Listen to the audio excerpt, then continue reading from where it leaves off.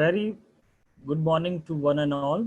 I welcome you for our one more webinar, which is arranged by PCT Group of Institute, Department of Hotel and Tourism Management. Today's webinar is on the hospitality mindset and the way ahead. We have with us our speaker. Now I would request Anirban Gupta to introduce formally our guest. Anirban sir, all yours. Good morning, ladies and gentlemen, boys and girls. Welcome to the webinar conducted by PCT Hotel Management and Travel and Tourism. Today we have a very special guest. His contribution has changed the scenario of hotel industry in housekeeping and accommodation management. His book has guided the entire academics for the better growth of understanding this particular department. His book has guided the hospitality industry as a reference. I'm talking about the gentleman, Mr. Raghuvalan Ganapathy. He has 30 years of experience in hospitality industry, including hotel operations, academics, training, consulting, international recruitment, and human resources. He is graduate from Institute of Hotel Management and Catering Technology, Mumbai, and a master's in tourism management from Madurai Kamaraj University. He co-authored the book Hotel Housekeeping, Operations and Management, published by Oxford University Press, India, which is the bestseller since its first edition in 2007 till date, with the third edition in the market. Prescribed textbook for hotel management university across India and abroad, and used by the industry as a reference book. He is consultant and author for operational processes for hotels and restaurants. He is empaneled trainer for modules at Tata Institute of Social Sciences, School of Vocational Education, personal grooming, F&B service, F&B management, and health and fitness are also the part. He is certified soft skill trainer from NABET, National Accreditation Board for Education and Training, and SQA, Scottish Quality Association. He is certified image consultant, ICBI, and Council Institute of Image Management, United States of America. He conducted various seminars, webinars, and being a panel members at various conclaves. Previously, he was a chairman of Board of Studies and Board of Examination for Hotel Management at Karnataka University. He has worked in the industry as human resources manager and training manager at Citymax Hotels in India, Landmark Groups in Dubai. He worked with Novotel and HICC, Hyderabad International Convention Center in Hyderabad, India. He has worked with CGH Earth, formerly Casino Group of Hotels in Cochin. He has international experience in human resources and recruitment in La Brioche, the leading French chain in Abu Dhabi, UAE, and Applebee's restaurant, the world's largest casual dining chain at Abu Dhabi, UAE. He has been a principal in PES Institute of Hotel Management, now PES University, Bangalore, R.N. Shetty College of Hotel Management, Hubli, Karnataka. He has been working as a lecturer in Christ College and KKRM College of Hotel Management, Bangalore. He has managed F&B operations, the Central Park in different places in India. Mr. Raghuvalan is passionate about learning, organizational and institutional development, a complete fitness freak, an ultra marathon runner, keen basketball player, swimmer, and yoga enthusiastic.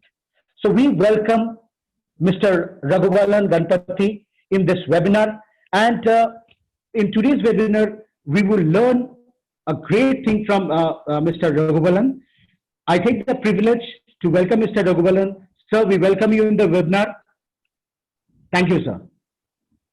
Thanks a lot. Thanks a lot, Professor Anirban Gupta. I'd like to welcome all the participants to this session today as well, where I intend to share some of the things which I have experienced and learned in all these years, decades of my stint in the industry and academics. I'd like to thank the management of the PCT, Professor Anirban Gupta, Professor Jaspreet, and the rest of the management who has been coordinating with me regarding this program. So, okay, the topic today that we are going to talk about is very consciously and deliberately put as hospitality mindset. Because we all know that we are going through a difficult phase in the industry as well as in academics. Hospitality mindset is something which is not only for hospitality professionals. In fact, across all industries, hospitality mindset is one of the mandatory requirements to succeed. Hospitality professionals have a big advantage because we are groomed, taught, trained, and hospitality mindset becomes our lifestyle. In fact, there's another term called hospitality lifestyle as well. But let's understand the word mindset first. You know, every industry, every profession has a certain mindset. When you're into business, you have to think in a particular manner. When you're a sportsman, for example, if you get onto the ground as a sportsman to play, let's say, a game of cricket or basketball, your mindset has to be to win more than just to play. Has to be to win ethically. Okay, ethically is a very, very critical thing, especially in sports. In fact, in sports, they also have this term called sportsmanship. Okay, so you have to understand that mindset is a little, has to be tuned in for every profession. And for the hotel industry, it has to be what is called the hospitality mindset. Now, what is hospitality mindset? Mindset is basically the way our mind has to be tuned for this industry. Hospitality mindset includes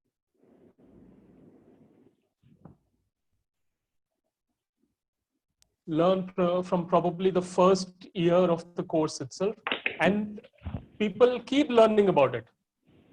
I mean, you learn about it during the course, after you finish the course, when you enter the industry, you spend 10 years, 20 years, 30 years, 40 years, and you keep learning. That is probably one of the most interesting part of this industry, that learning never ever stops. In the last 6 months, the amount of things that I have learned is incredible.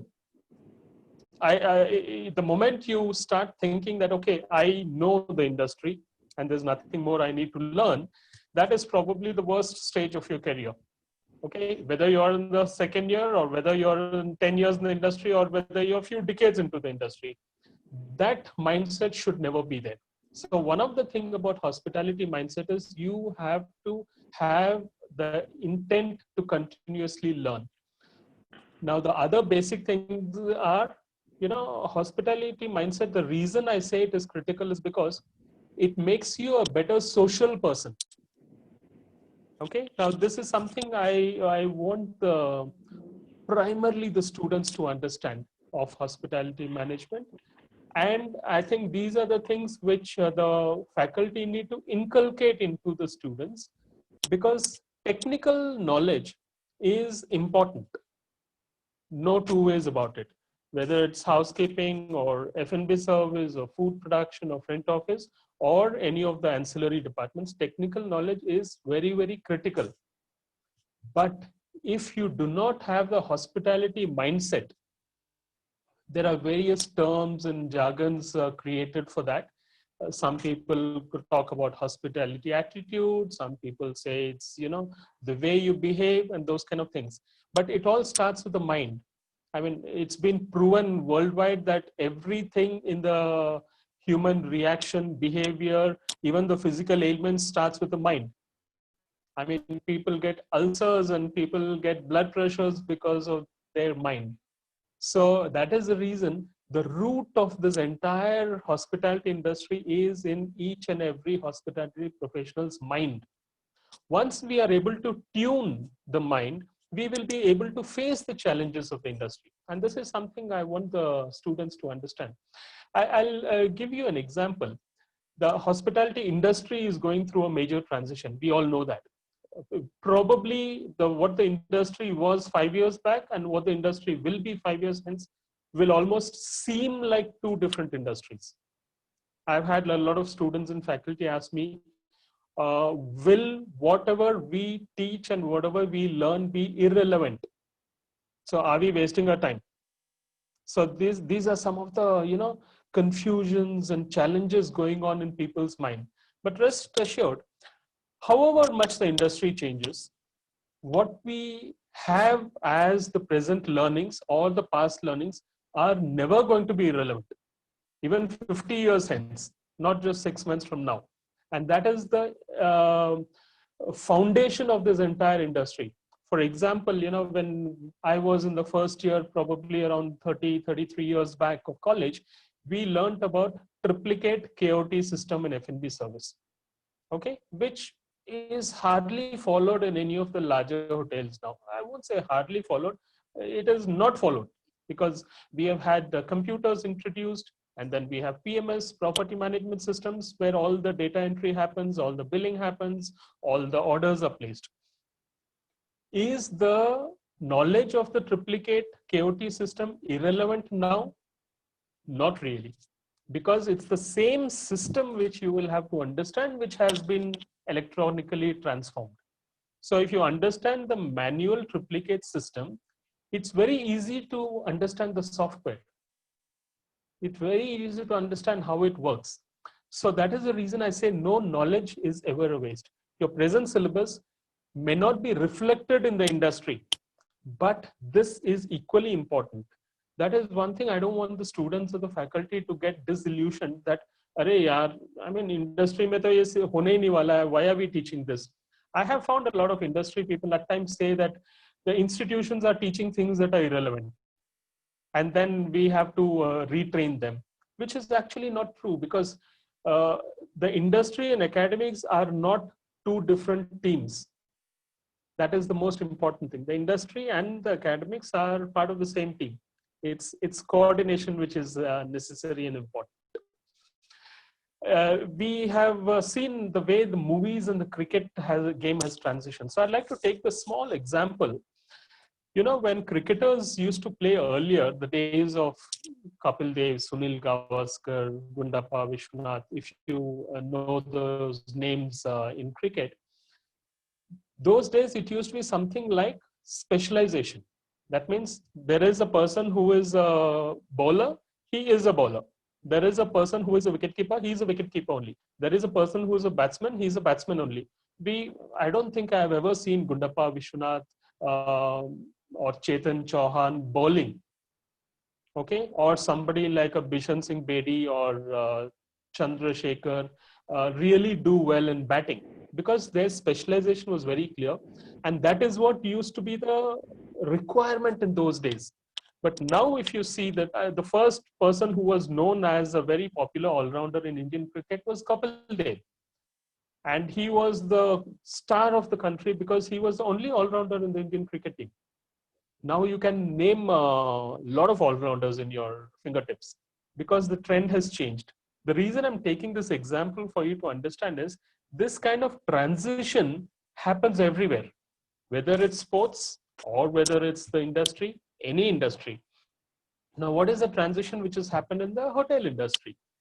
Now, in hotel industry, earlier it was a lot of specialization. I mean, you are going to be a housekeeping person throughout your life. You're going to be a chef throughout your life. You're going to be probably an F&B service or a front office person throughout your life. You have to have an amount of seniority and you can become a general manager. Okay, that was how it was. Now you have to know about everything. I'll tell you, for example, myself. I started my career in F&B service operations. Okay, I was a hardcore F&B service operations person. I have authored a book on hotel housekeeping, co-authored a book on hotel housekeeping. My co-author is a hardcore housekeeping person, and both of us had to burn midnight oil to get this housekeeping book together, which was not my core operational area. Okay, that is something you need to understand. And I'm a person who has always been passionate about cooking. Okay, because it was always one of my fantasy dream to be a chef. And I still love cooking, whether it is even when I was in the industry in F&B service, I used to try to sneak opportunities to help out in the kitchen, which was not so common in those days, because the interdepartmental coordination and allowing people to merge into departments was not so common earlier, which is happening now. And front office. Now, I have not worked in front office, but the importance of front office reflects, in your normal behavior. You have to be a pleasant person. You have to be able to network. You have to maintain relationship with people and the guests. All this is part of front office. So all the departments are equally important in the industry, irrespective of your interest. You have to work on something which is your interest, but all the departments are important. Now, this is what I would say is a little about hospitality mindset. You have to tune your mind to adapt to anything and everything. I keep taking this example of a hospitality person. When you think of a hospitality person, there are two things that come to your mind. One is a person who is impeccably groomed, well spoken, has a good personality, and the person could be a chef. The chef's uniform has become like an identity for the industry, which is good, because every profession has to have an identity. Just like an army man has an identity, a cricketer has an identity, a Bollywood actor has an identity. Hospitality professional also has an identity. That is the physical appearance. The mindset of a hospitality professional is what is more important. You have to naturally be empathetic.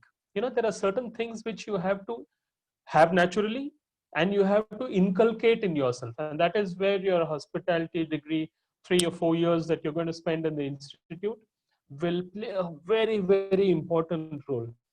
You have to inculcate empathy. Now, empathy means always thinking about others, helping others. There's a common phrase which says, service with a smile. A smile is one of the most powerful weapons a person can have in your life. It solves problems, it solves customer relations, it solves your personal relationship issues. You are happier, it keeps you healthy. A smile keeps you healthy. Can you believe it? Okay, we always think about smile only from the perspective of making others happy, but you have to understand a smile keeps you happy and healthy. I'm repeating healthy, because nowadays health is a very, very big worry and concern for people. The more you smile, the more healthier you will be. The more you don't smile, the more grumpy you are. These are things I'm trying to talk to you, things which are not there in books, which you won't get off the net. Because what you get off the net is something you can get anytime, anywhere. But I will be talking to you about things which you will only learn through experience. You have to go through the stages of life where you empathize and you get the benefit of it. You smile and you be nice to people and you get the benefit of it. And once you understand these values, the hospitality values as it's called, you will realize that you will be very happy and you can be useful to the society. Now, coming to useful to the society, I'd like to repeat a very important thing. Generally, people associate hotels with business. No doubt about it. The hospitality industry, you have to understand, is a huge industry. It is not hotels only. That's the first thing you need to know. Because your bachelor's in tourism or bachelor's in hotel management prepares you for a vast industry, not hotels only. Hotels are one segment of the industry. You have hotels, you have restaurants. In the first year, normally in theory, you study about all the industries. But by the time you come to the final year, you look at all the other industries. You narrow down to hotels, cruise liners, and airlines. Okay, that is what normally happens, because that is like the Bollywood of the hotel industry. Now, what do I mean by Bollywood of the hotel industry? When you are looking at the acting industry, okay, acting industry, you have Bollywood, you have television, you have all the other Indian regional movies, you have short movies. Nowadays, you have vlogging, you have YouTube videos. There is so much. But when we think of acting, we only think of Bollywood or Hollywood. Are you understanding what I'm saying? It is the same thing the industry is. The industry, we think about hotels, cruise liners, airlines. But that is not the entire industry. There's a huge opening in this industry. Now, the advantage of hotel management or hospitality is you are not getting prepared only for the hospitality industry. Now, this is a secret which you will have to understand. The advantage of this particular course, I'm repeating it, you are not getting prepared only for the hospitality industry. You are getting prepared for almost any industry. I have my students who are working in Infosys, Wipro, Cognizant, in various areas like facility management or hospitality. You have a hospitality manager in Infosys, which is an IT company. Okay, Larsen and Toubro, the catering manager is L&T. It's a technical industry. You have a hospitality graduate. Every service industry, whether it was telecom, banking, retail, all these industries, maybe around 15 to 20 years back, only they started introducing services. You know, banks, before you had your ICICI, HDFC, etc., was a very, very scary place to go. I mean, when we were studying, we had to take a half-day leave if we have to withdraw money. We have to take permission for around 2 to 3 hours if we have to go to the bank and withdraw, let's say, 500 rupees. Now, which doesn't happen now. Now, the services have been enhanced in these industries. And I'll tell you that all these industries, which I told you, retail, telecom, including Airtel and Idea and Vodafone, etc., the industry started improving their services with hospitality professionals. The initial leaders of these industries were all hospitality professionals, including many of them now as well. Airtel, all the retail industries, whether it is your Reliance or More or Big Basket or all these retail industries, Metro, were headed by hospitality professionals. Now, the reason I'm telling you this is because you need to understand that you get prepared for any service industry. Right now, the senior vice president for Citibank in the UAE is a hotel management graduate. Okay. Now, why does this happen? It is because of the hospitality mindset. There is certain things that a hospitality graduate does not need to be taught. It is there in them, and they will immediately snap towards customer service because it becomes their habit. Okay. So with these examples, now I'm going to speak a little about what is this huge industry all about. You'll be surprised to know that one third of the employed people across the world, and this is a huge number, one third of every employed person across the world is directly or indirectly employed by the hospitality or tourism industry. And that is huge. That is phenomenally huge. Now, that is what I want you all to understand, because there's a lot of concern that, okay, is this industry going to be, extinguished? Hospitality industry was the first industry to be affected by the pandemic, and it is expected to be the last industry to recover, isn't it? Which is a fact. I'm not going to give you false promises that industry is going to recover immediately and everything is going to be rosy now onwards. No, it is not going to be rosy. It is going to be difficult. It is going to be different. It is going to be challenging. Now, these are the things you need to be prepared for. Like the old saying that when the going gets tough, the tough get going. So you have to be tough. You have to be willing to face challenges, and you have to be prepared to face the challenges. Now, this, I feel, is one of the best times to get prepared. I'm slowly transitioning my topic and the presentation, the talk rather, from the hospitality mindset to the way ahead. Okay. Now, you got an idea about hospitality mindset. It's all about, how well you're able to adapt, how hospitable you are, how empathetic you are. I'm not talking about what is already there in our culture, because you must have heard it a lot already. Atithi Devo Bhava, the guest is God, and those kind of things, which is already there in our culture and values. We have to enhance it. The funny part is, even though we say Atithi Devo Bhava, we say that we are a culture which is very hospitable, we are not the friendliest people in the world. These are the true stark realities you need to understand.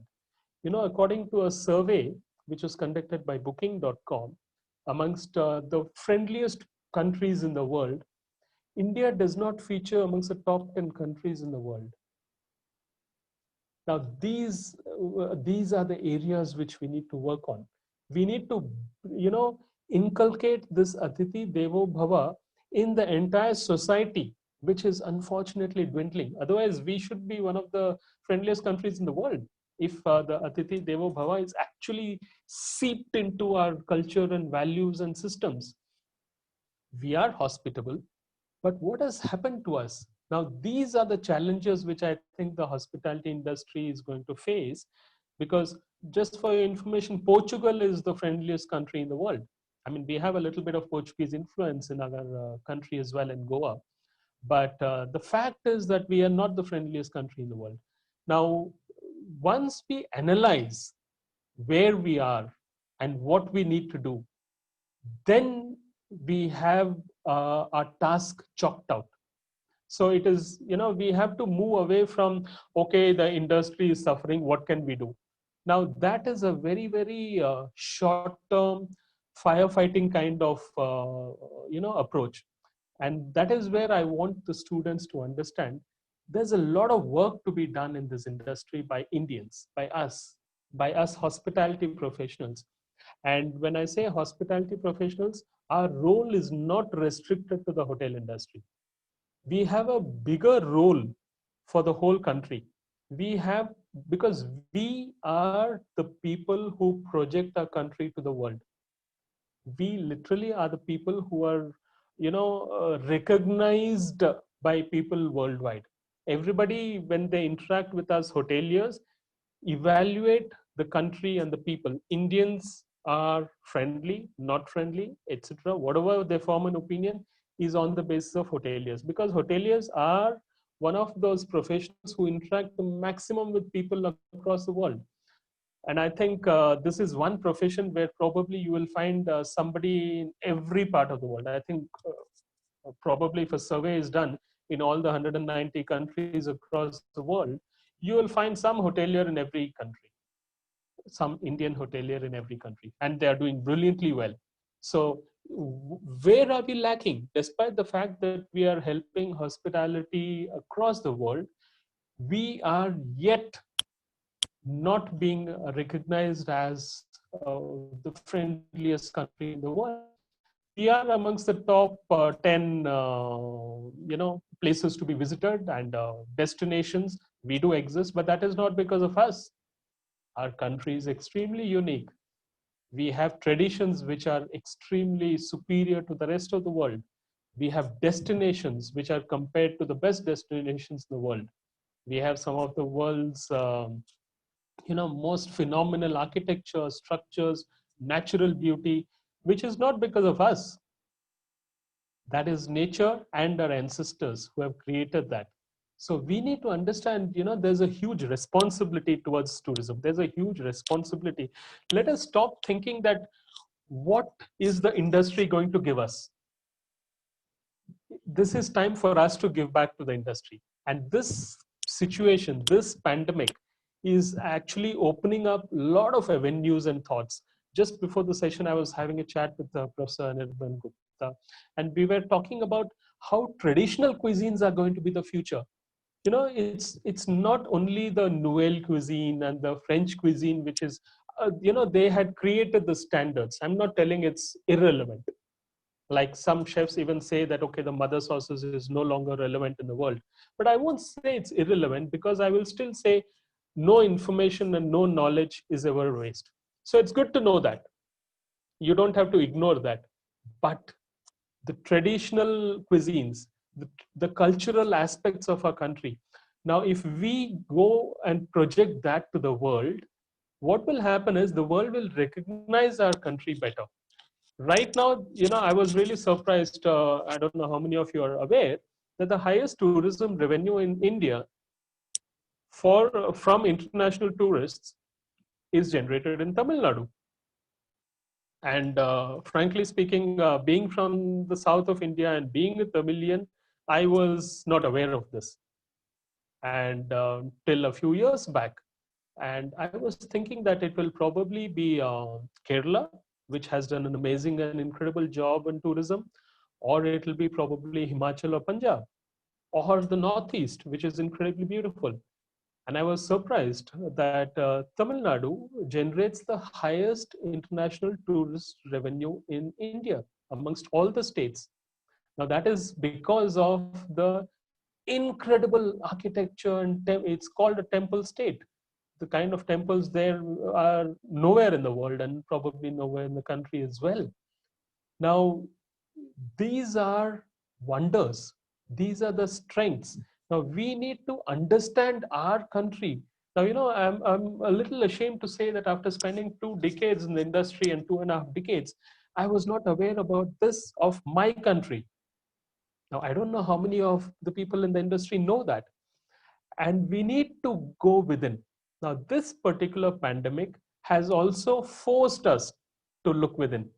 When I say look within, not only within ourselves in terms of our learning and our development and self-enhancement, it has also made us to look within in terms of tourism.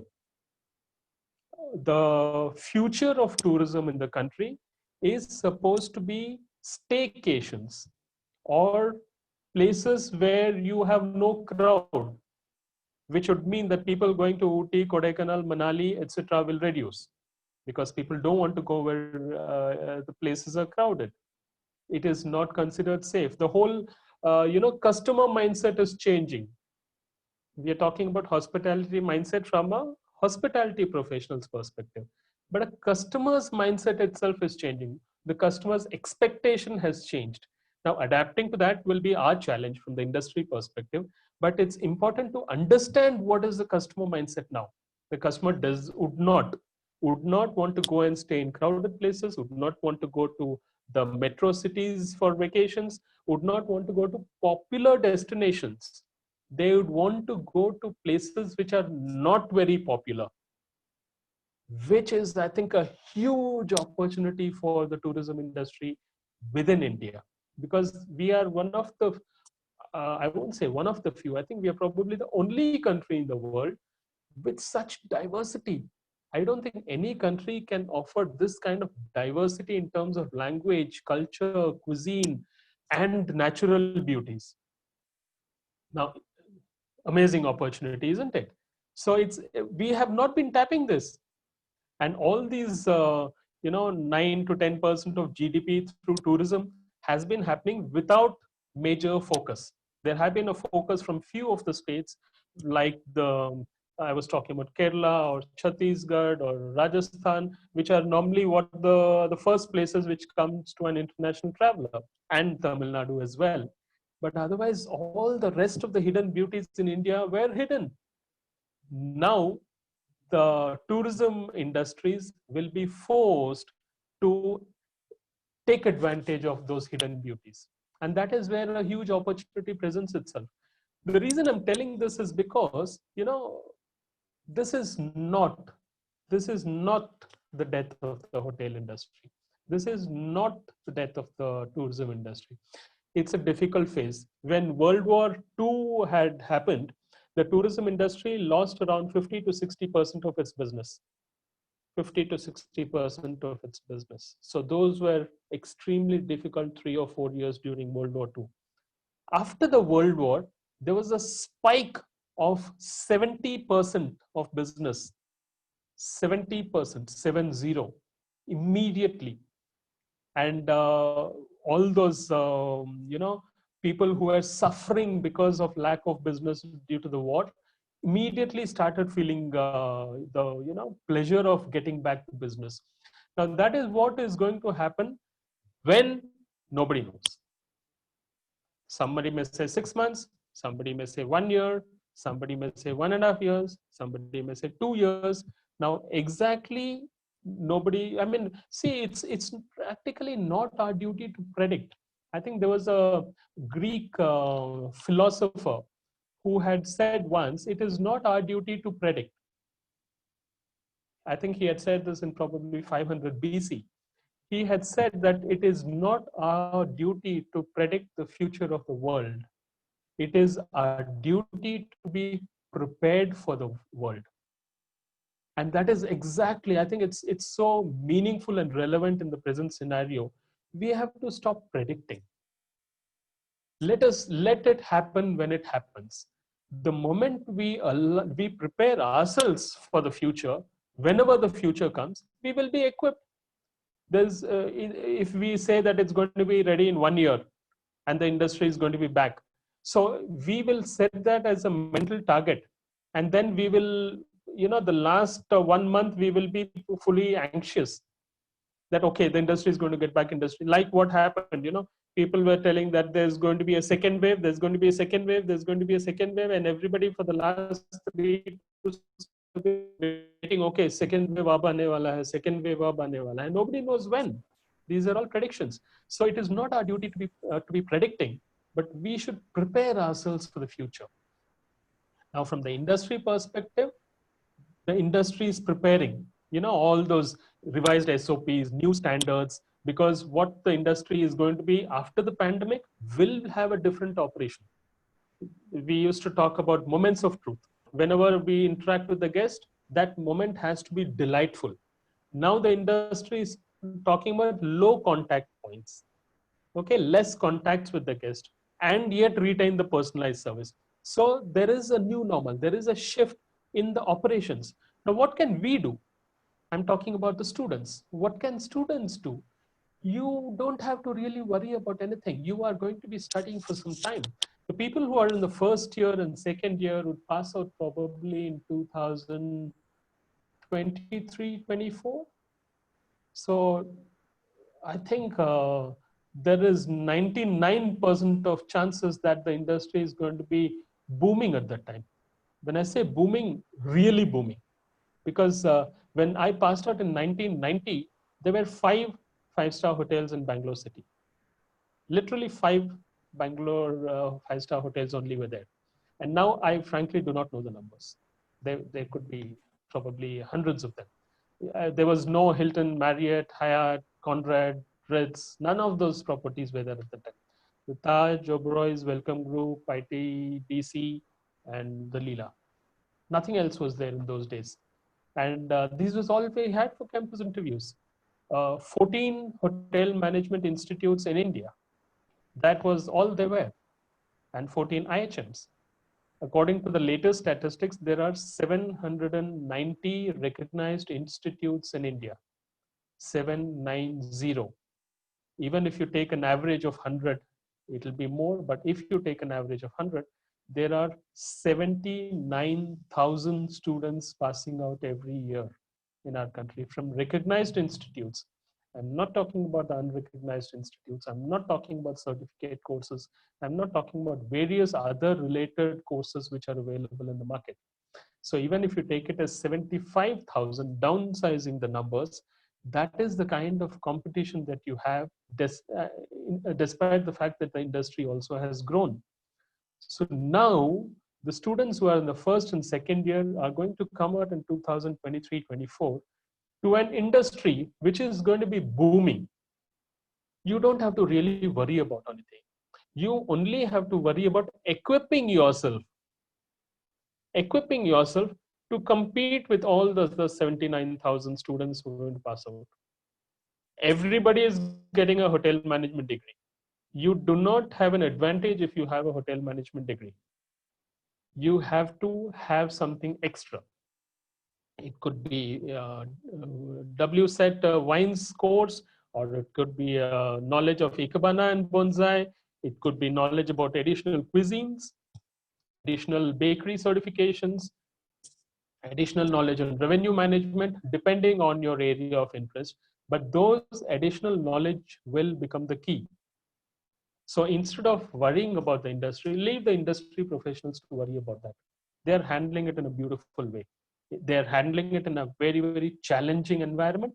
They're doing a great job, and the industry will be back on its feet when it has to be on its feet.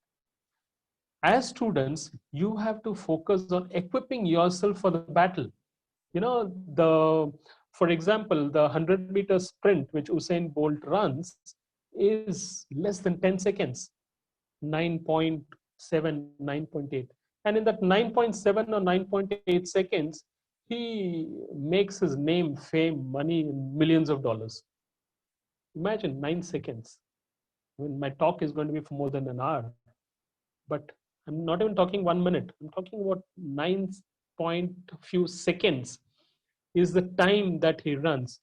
But the number of hours that he trains to perform at his peak during those 9.6 or 9.7 seconds is hours, weeks, months. Now, this is the time, especially I'm repeating for the first and second. I'll come to the others later. Especially the first and second year students, this is your time to do those hours of training, so that when you pass out and get onto your running track and you have to do that 9-second dash in the industry, are able to every second be at your best and your perfect performance is there. You cannot afford to stumble once you get onto the industry. And this time, you know, this is for those people who are saying, "Arey, main bore ho raha hu ye online classes mein, dimag kharab ho raha hai." You know, I am getting bored. मेरे को बाहर जाके pub जाना है. You know, I want to break free. Okay, like the Queen song is there. I want to break free. You know, you have to become mentally strong. You have to understand that you have a goal. You have to have a goal towards the industry, towards your career, towards the future of the industry, and like I said, towards the future of the society and country. And please understand that hospitality is a huge role for the society and the country as well. Once you understand the magnitude of your role, then utilizing this time is important. It won't be like, chal yaar, Facebook mein 2 ghante time pass karta hu. You will realize that that time which you're wasting now is going to affect your future. It is going to affect how well you perform in front of the 79,000 or 78,899 other students. Are you better than them? So you have to work on that now. Upgrade yourself, upskill yourself, work on yourself. There is nothing else that you can do better than that during this time. You have to make yourself mentally strong. And don't think that I'm telling that you have to keep reading your Larousse gastronomic or your housekeeping books or F&B service books or the net on only this. You have to develop your personality. You also have to learn things like yoga. You have to learn things like physical fitness. I mean, Professor Gupta was giving my introduction and he said, I am a fitness freak. I do ultra marathoning. I am a yoga enthusiast, which I'm learning more keenly now. I'm also into basketball and swimming. Now you have to have a rounded personality. Only then can you perform well in the industry. This industry requires good health and physical fitness as well. So you have to do that as well. There are so many people who say, "Arey yaar, gym band hai, to main workout band kar dunga. I don't have to work out. I can't work out. I need to get into a gym and see those weights and the environment and the music. Only then I can work out." Those kind of excuses need to stop. You have to adapt to working out inside your house or on the terrace with limited, exposure. You have to spend time with nature. It could be on the balcony or the terrace, but you have to do all these things. You have to enhance your mental abilities. You have to enhance your physical abilities, and you have to upgrade your knowledge. There is so much to do, and you cannot say that I'm getting bored. Online classes are tough. I don't disagree with that. I know how difficult it is to conduct online classes. I empathize with all the faculty who are doing this on a regular basis. And I equally empathize with all the students who are going through this. But this is something we can't do anything about. I just conduct some guest lecture sessions for some institutions regularly on certain modules. And I know how difficult it is.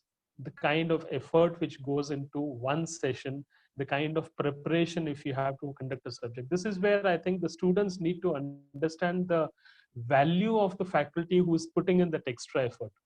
You have to respect, recognize that, rather than just put the video on mute and watch TV or do something else.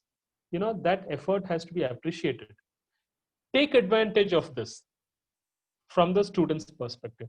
From the faculty perspective, they have to keep the audience engaged. Keep the audience engaged. Yesterday, I was conducting a session on F&B management. The first 10 minutes, I did yoga for the kids. Okay, that got them in the mood, so to say. So I'm not telling that's the best thing to do, but I'm just trying out new things. And these are times when we have to try to be innovative. We have to try to be creative. So take advantage of the situation rather than crib about it. There is nothing you can do about it till the physical classes start. Practical, it is a practical industry. We need to have patience while things get back to normal, but whilst waiting, we should not be wasting time. Utilize the time. Only classes, boring. Only workout, boring. Blend everything. You have to have a mix of everything so that your day and routine is very organized. Don't keep watching Netflix and Amazon till 2 o'clock or 3 o'clock in the night. Please. That is something which is becoming a trend, I think. But you have to fix your routine as you used to do when you go to college. When I have a webinar or a seminar, my routine is as if I am actually going to an institute and conducting a webinar. I even put on my perfume before a session in my home, which may sound very silly, but it's about getting yourself mentally prepared for the session. Okay, so you have to, even when you're attending classes, don't be lying on the bed inside the mattress and keep your phone on and listen. No, sit on a chair, get ready for the session, and then focus on the session.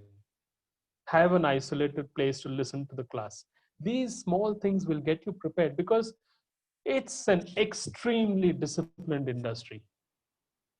This industry and discipline are almost synonyms, almost as disciplined as the defense. I keep taking this comparison. This industry is almost like the defense, because generally when a person transits from school to college, they are very happy, because chalo yaar, school se jaan chuta. Now onwards, I'm going to have fun in college.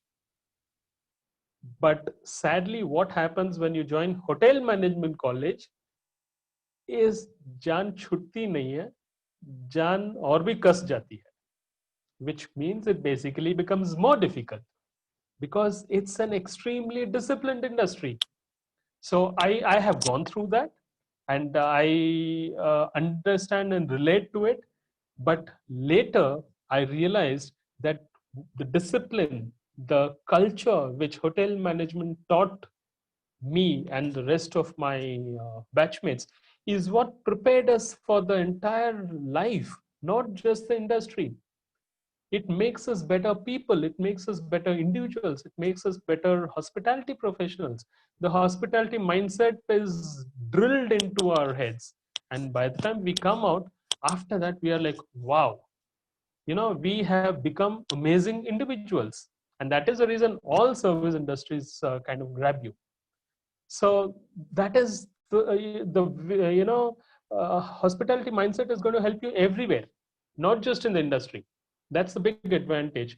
Earlier, you needed a hotel management degree to get into the industry.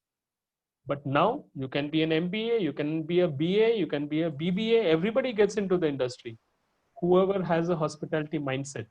And that is the reason I kept that as a topic today, because you need to realize, if you have a hotel management degree and you do not have the hospitality mindset, you may be considered a misfit. And that is why it's a very, very important to have a hospitality mindset, along with the course, which will make you a true hospitality professional. The way ahead, I've already told you a lot of things. I'll just see if there's anything I missed out. While I would also like to ask, are there questions in the chat box? So would you like to have them discussed at this moment now? We already no, sir, we didn't open the chat box yet. Not we yet, will is open it? it soon. Okay. Not yet. Yes. Okay. Okay, you can open it now while I'll still explain a few points. And if there are questions, we can take Sure. them. We'll open it, sir. Yeah, sure. I've so far not spoken about the technology because everybody knows that technology is how the world is.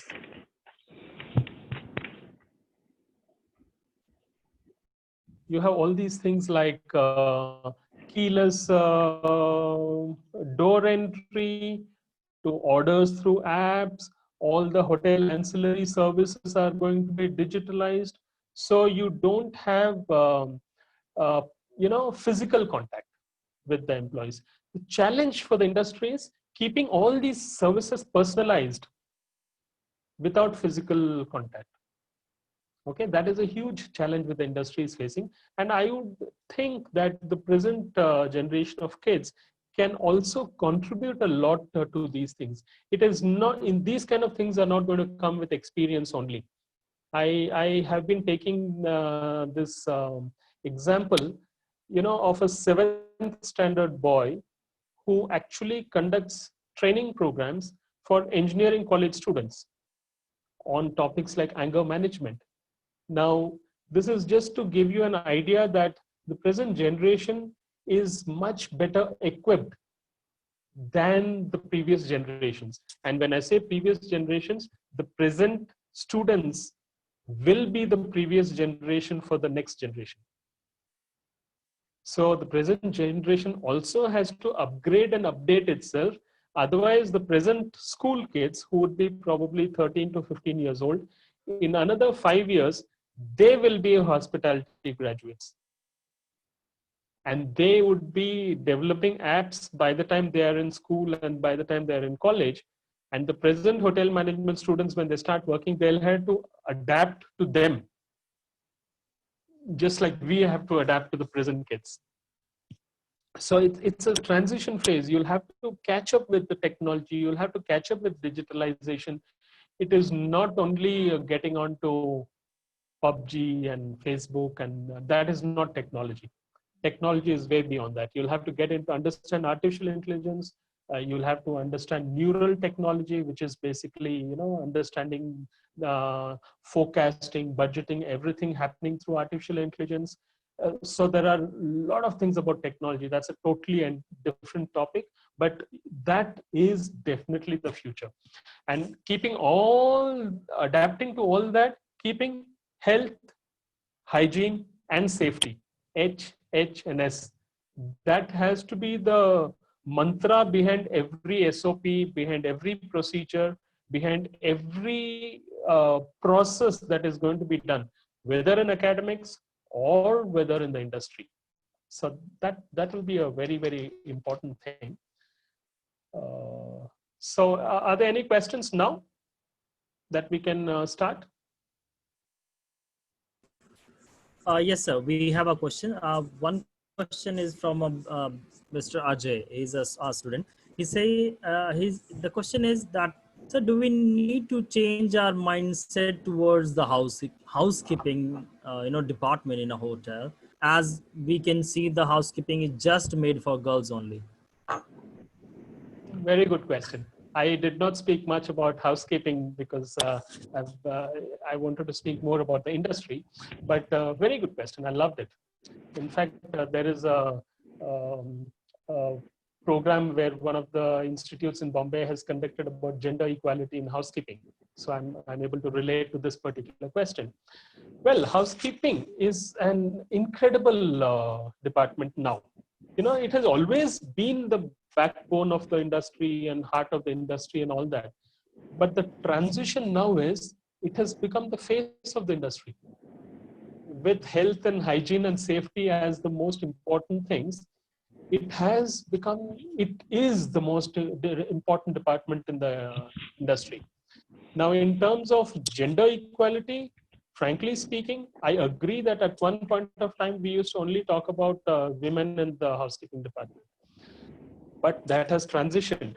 That has transitioned because of the volume and the importance of the industry. There are a lot of men who have those traits, traits like eye for detail, traits of naturally being bent towards cleanliness.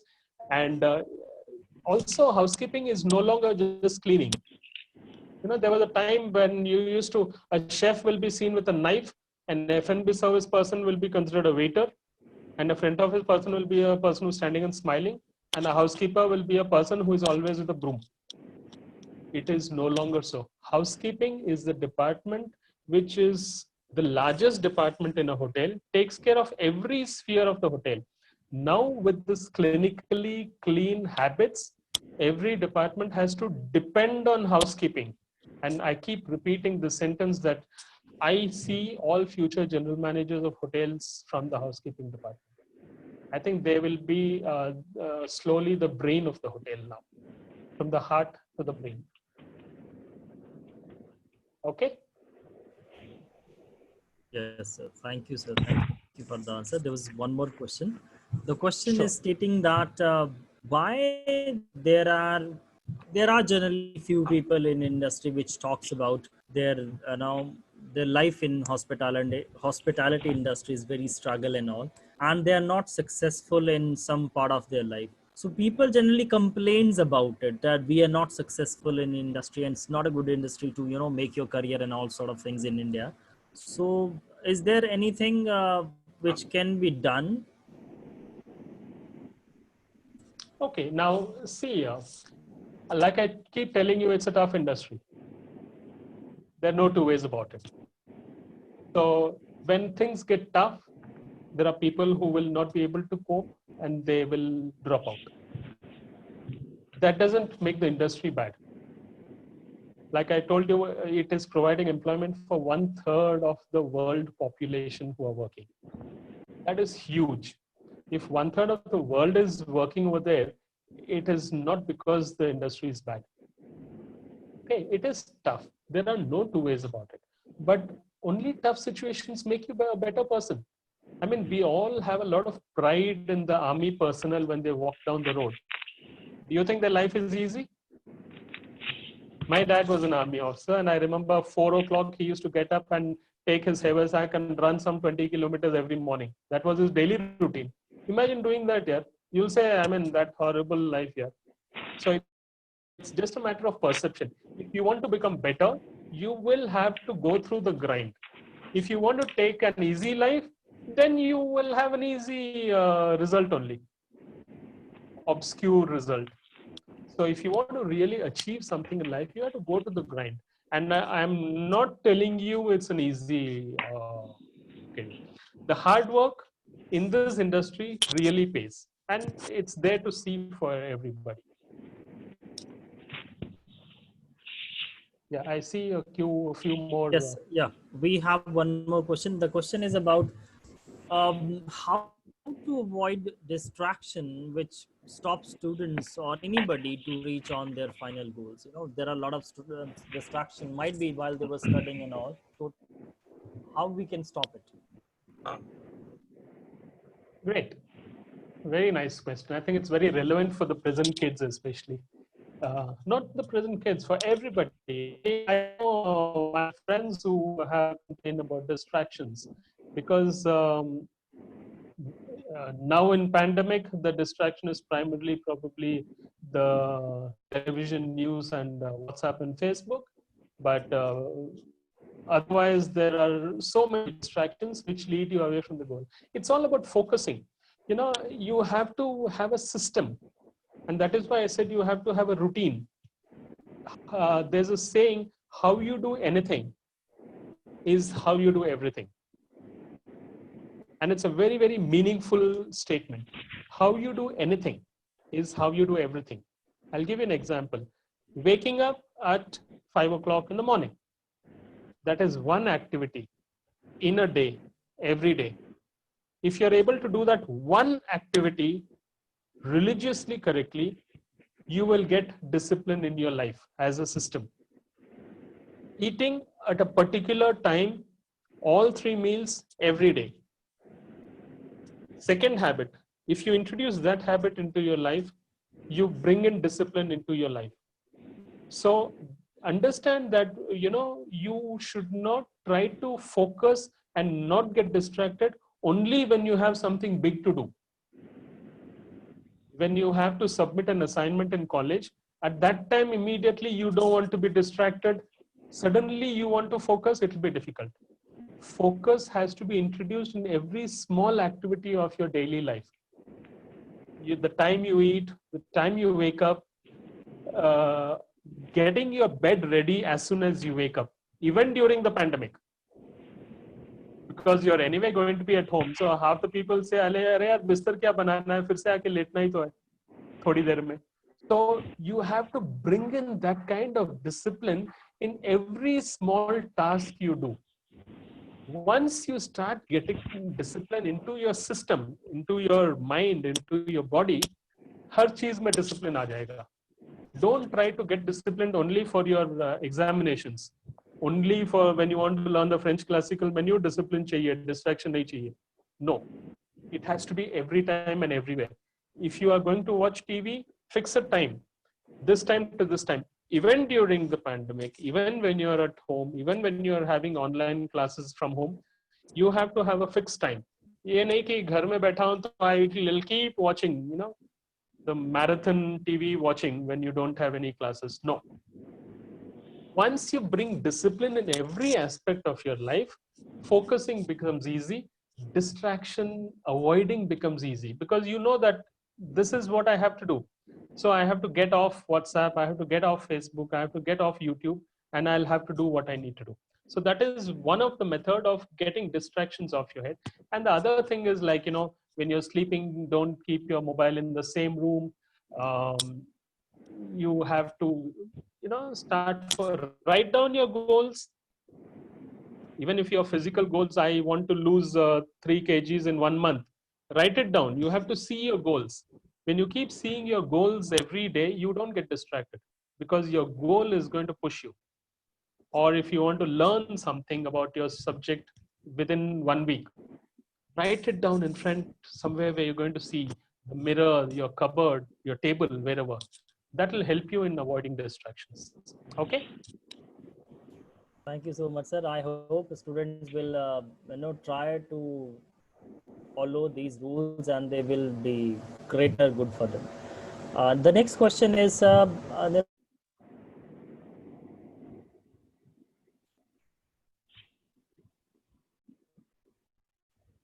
lost you. I think I can't hear you.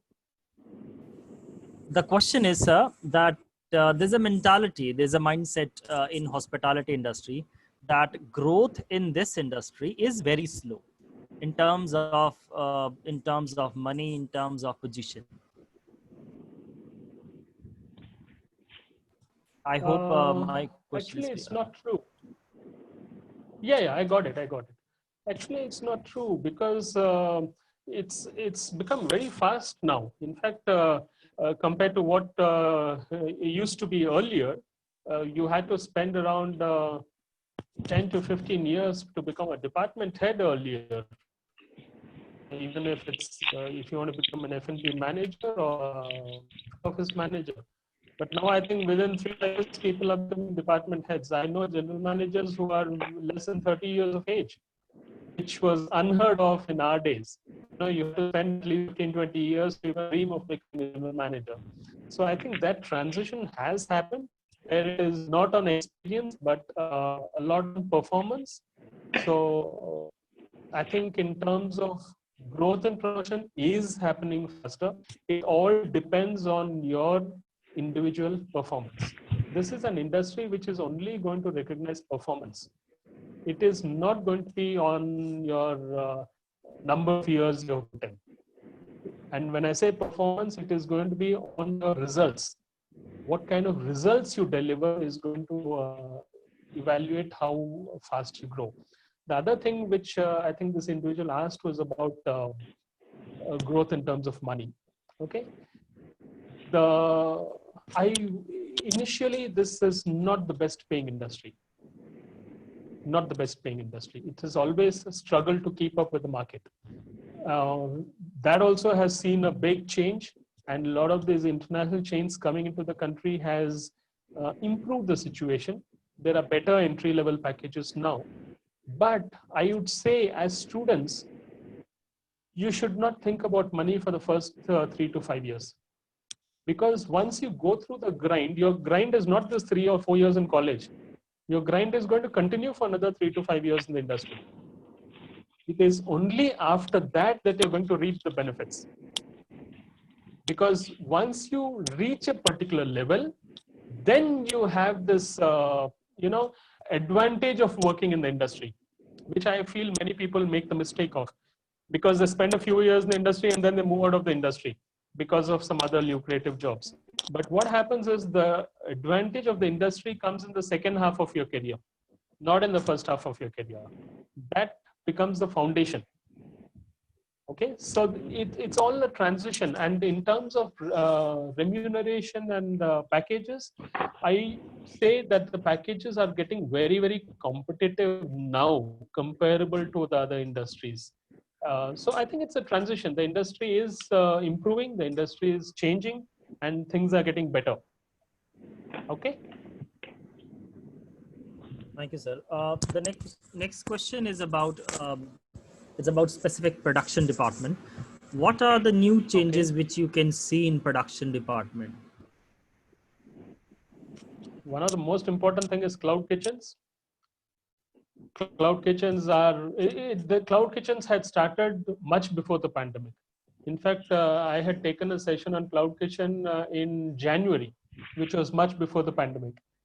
Okay, because my roots are in F&B. So cloud kitchen has, but it was happening very slowly. The transition was happening, but in the last 6 months, it's only cloud kitchen. So that kind of major transition has happened. Packed foods are going to be a huge business opportunity, because everybody is not willing to go out and eat, and they feel it's safer if they cook at home. And cooking at home, you reduce your time when you get packed foods, partially ready-made, partially cooked foods, and that is one huge business opportunity. I think it's like a Pandora's box which has opened up the pandemic for the packed food industry. And I won't be surprised if a lot of chefs, even existing chefs and existing hospitality industry, is going to get into that segment. There are a lot of people who have already announced, existing food businesses, that they are getting into the packed food industry. Hygienically sealed packed food, you just kholo, dalo, cook karo, khao kind of things. That is, I think, a huge business opportunity in the future. Thank you, sir. The next question is again for the specific housekeeping. The person wants to ask that, is it true that the housekeeping department have a lot of growth in terms of more promotions according to the other, in comparison with the other departments? Is it true or not? Lot of what? So the person wants to ask that, is the housekeeping department, you will get more promotions, you get very fast promoted to another level. Is it true or not in comparison with other departments? Not really, not really, not really. See, promotions in the industry happens. I mean, having been in recruitment and HR, I'll tell you, promotions in the industry happens on 2 occasions. One, when your performance is stupendous or excellent. The other is when there's a requirement in your particular organization. These are the 2 occasions when promotions happen. So if let us say there is a particular need for a manager, so the first thing the organization will do is they will look within the organization, is there anybody who can be promoted to that position? Because there's a need. If there is nobody who can be promoted, somebody external will be considered. But that is one opportunity for promotion. The other time is when you have been doing very well consistently. You are meeting all your KRAs, your performance has been brilliant, and you have put in the kind of effort, then you will be considered for promotions. This is common for all departments. So no department will be able to promote you just because you are in the department. Only these two reasons. One, there should be a requirement for that position. The other is your performance has to be consistent and excellent. Then you have opportunities for promotion. Thank you, sir. The next question is about, he's asking actually that like we selected a particular department to go, but people which are around us, might be your friends or colleagues, they are forcing you or might be saying that please join this department, we will be good in this department, but I end of the day don't want to be go in this department. So how to avoid these confusions? It generally happen with students, those who are selecting True. the finally in their department. I think you go through this even when you're in your 12th standard. Engineering करना है या hotel management करना है, your friends will say चल यार एक साथ चलते हैं, इसी कॉलेज में एक साथ पढ़ेंगे, फिर मस्ती मारेंगे. Parents will say नहीं नहीं मेरे बेटे के engineer बनना है. At that time you have to decide and take a call whether you want to go with your friends or whether you want to go with your parents or you want to listen to yourself. Same thing now also. Remember that now all of you will be adults when you pass out. Okay, you are at an age where you are legally allowed to elect the government of the country. So at this stage, you have to take a decision on the basis of your interest, not on your friend's interest, not on your parents' interest, not on your teacher's interest. I'm not telling anybody is irrelevant. You have to listen to all of their advice and guidance, and then you have to decide. You should not be in a situation that after 3 years you say, because of him or because of her, meri zindagi kharab ho gayi. I took up this department because of that person. That is an incorrect statement. So that is the reason you have to take the decision. Listen to everybody, listen to your friends, understand the pros and cons, listen to your teachers, understand the pros and cons, listen to your friends, listen to the industry professionals, and ultimately you have to take a call on the basis of your interest, your willingness, your passion. You have to know where your passion lies. Nobody else will know that. Your inner calling is yours. So listen to your heart. Don't follow blindly anybody's statement, because ultimately you are not going to be wedded to your friends. Your career is most important for you. Okay. Thank you, sir. I hope Thank you. students should be a critical analysis they have to do, and after that they can select industry. Yes. Thank you so much, sir. The Make next the pros question and is cons of the department. yes. Yes. Sorry. The next question is about what research area which are coming in hospitality industry in future, which you can suggest to students. Well, a lot of research. Every department has major research happening, which is very interesting. Research in the hospitality industry was a very limited area earlier, but now the kind of research is happening is phenomenal. In terms of even every aspect. Revenue management. There was nothing called revenue management as a very, very detailed study earlier. But I think in the last probably 2 decades only, revenue management has become a very key area, because ultimately it's a business. And unless you manage your revenues properly, so, all these digitalization of analysis is a huge area for research. Cuisines in food production, um, the tourism potential within cultures. I was really surprised reading about areas like Arunachal and Meghalaya, which are some of the most beautiful places in the country, if not in the world. But there's hardly been any research done on their culture and how it can be projected to enhance tourism. So these kind of things, the temple towns of India. I mean, everybody goes to Tamil Nadu, but I don't know how many people know that there are places like Belur, Halebid, and all, which are UNESCO heritage sites. there is hardly any decent hotel around that place. Now, these are all, areas which have huge potential for research and developing that from the tourism perspective. So every aspect, whether it is revenue, whether it is food production, the amount of research happening on regional cuisine now is so very, satisfying, because people used to only read about nouvelle cuisine, mother sauces, Mexican cuisine, Italian pastas, where the rich cuisines of the world are in our country. People generally say Indian cuisine, but there is nothing called Indian cuisine. You may have something called French cuisine or Italian cuisine, but Indian cuisine, no, there is nothing called. There are around 100 different kind of cuisines, at least in the country, and that is the uniqueness of our country. A lot of research potential in all these areas.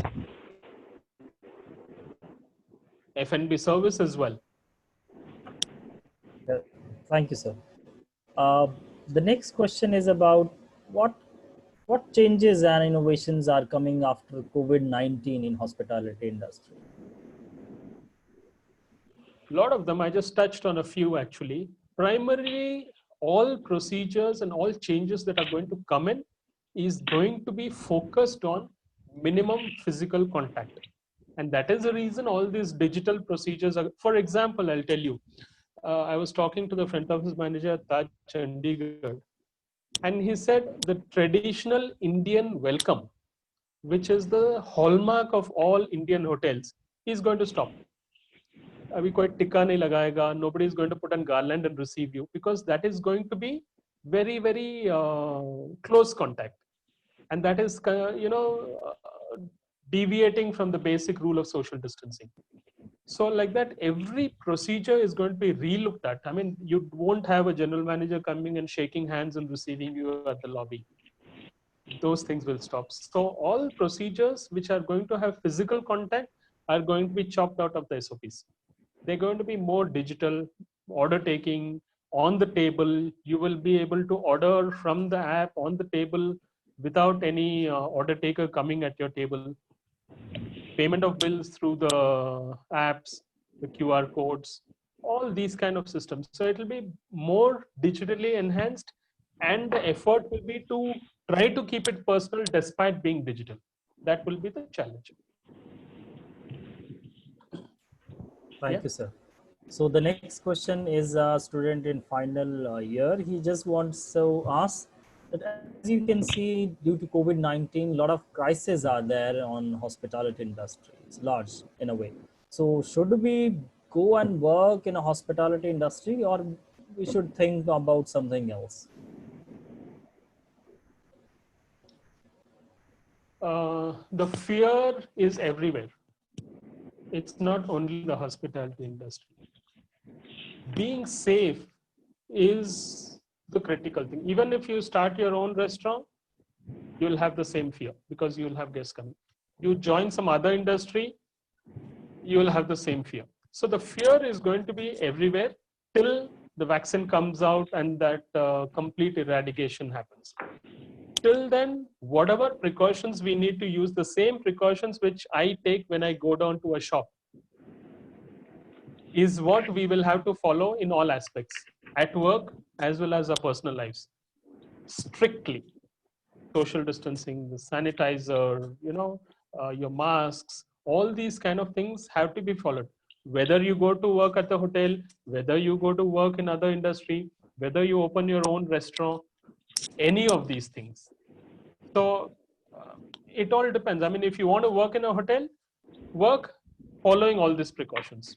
If you want to do something, do that following all these precautions. Following these precautions is the mandatory thing. Where you want to work depends on you. Thank you, sir.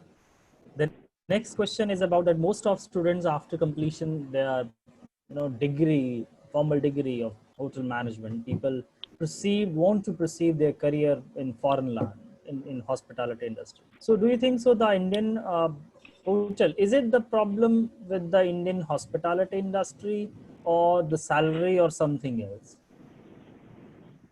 that we can't keep? There are various reasons. Yeah, there are various reasons for having intent to pursue your career abroad.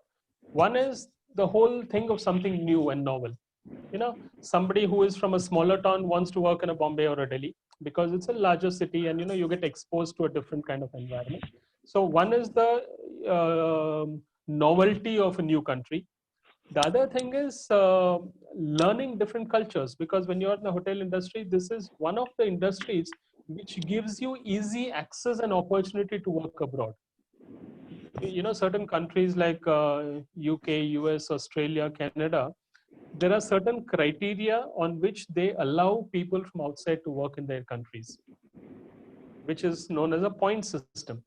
And one of the maximum points is for the hotel industry, especially from India. They give a lot of preference. So it becomes easy for you to travel to those countries and work from this industry. So that gives you an opportunity. The currency conversion is also one of the reasons. The salary, because of the Indian rupee rate, which keeps changing, and in the international market, the international dollars, whether it's Canadian or Australian or American dollars, have a higher Indian rupee value.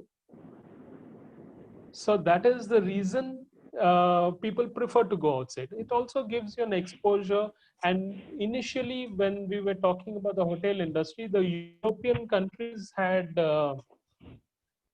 primarily set the standards for the hotel industry, especially the French and Italians, etc. So that is also one of the reasons. Some of the best institutes are there, whether it's the Cornell, the Lawrence, Switzerland.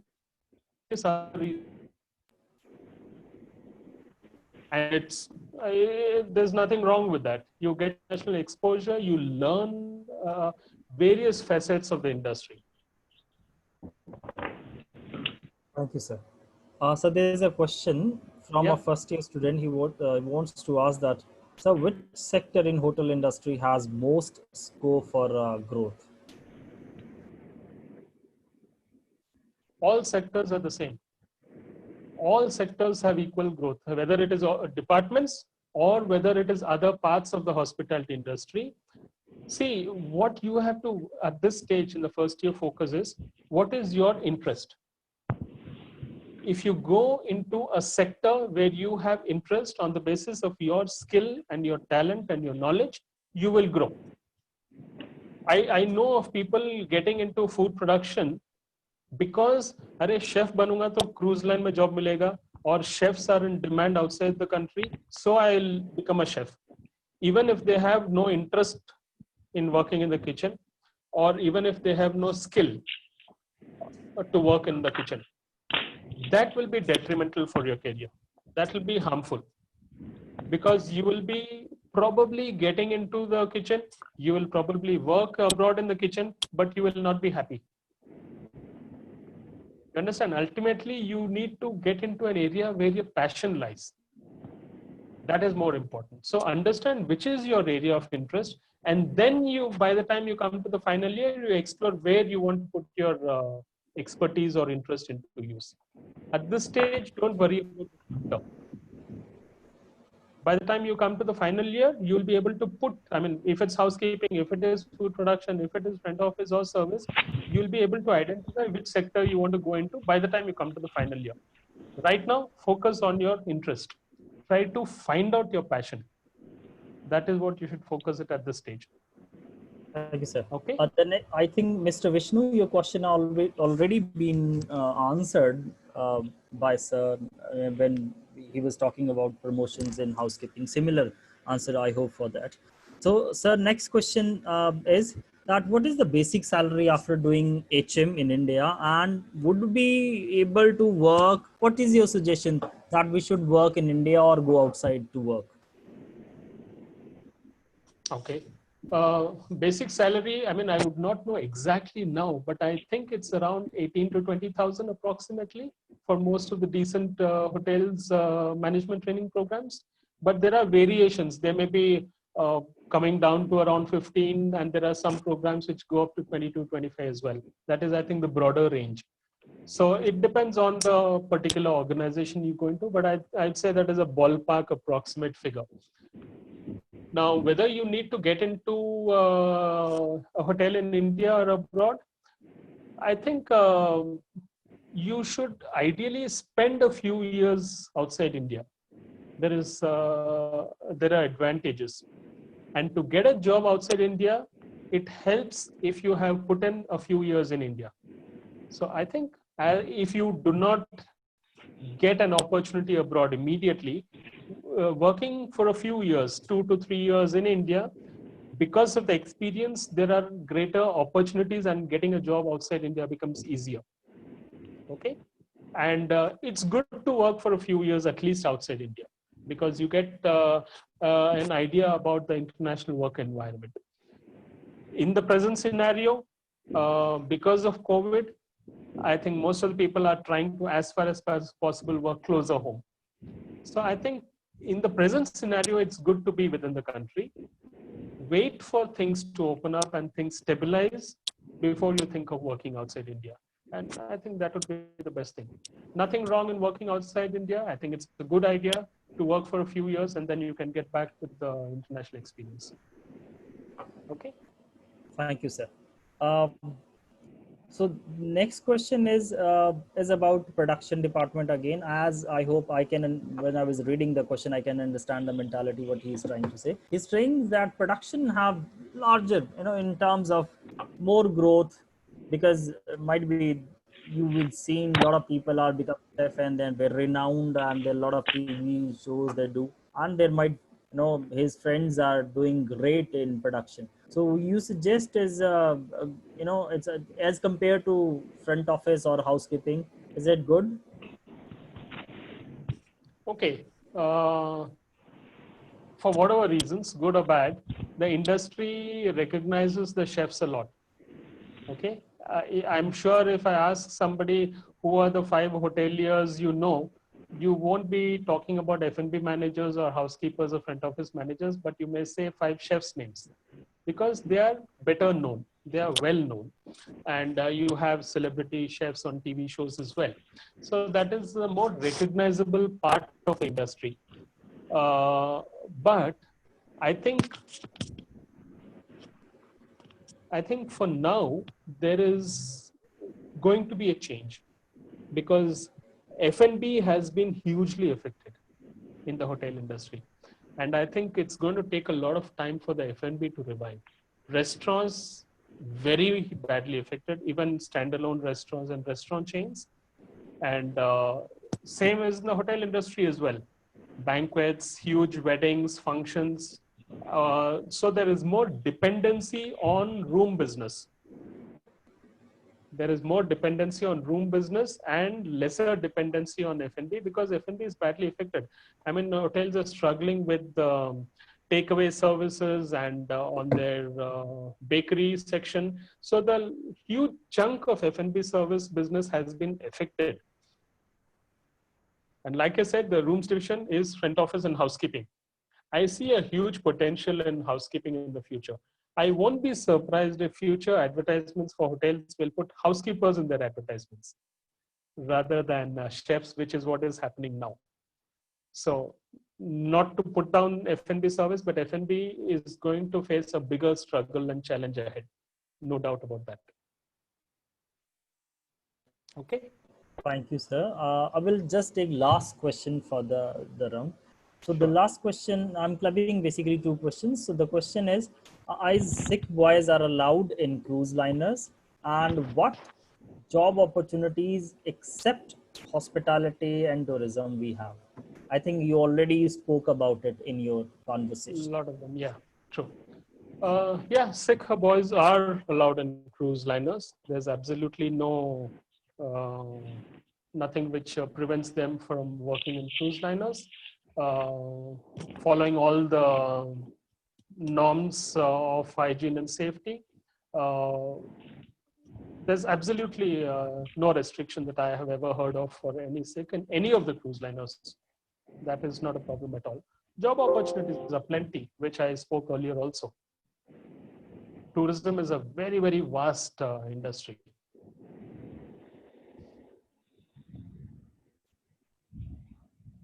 Yeah. Yeah, thank you, sir.